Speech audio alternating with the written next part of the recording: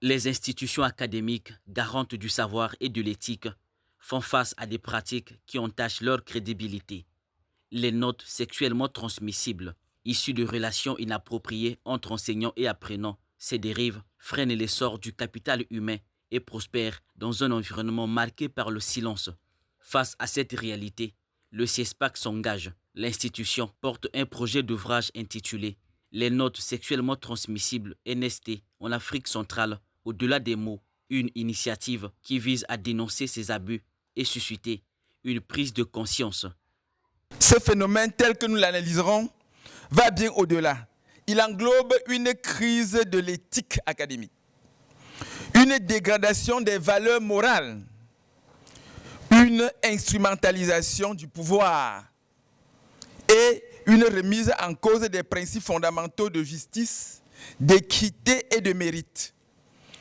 Autrement dit, les NST ne sont que la manifestation visible d'un déséquilibre plus profond du système académique.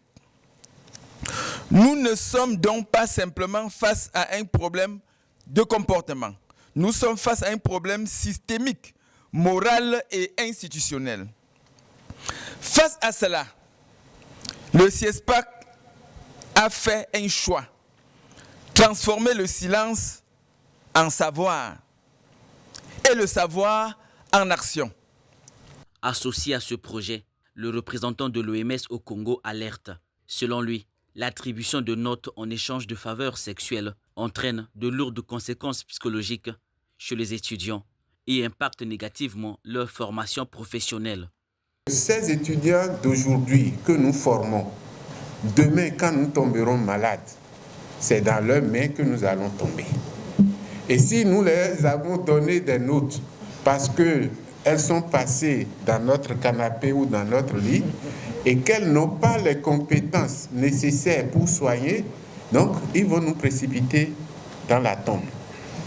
À travers ce projet, visant à exposer et dénoncer les notes sexuellement transmissibles, le CIESPAC affiche une volonté, celle de donner une voix aux victimes, longtemps réduites au silence par la peur et la stigmatisation.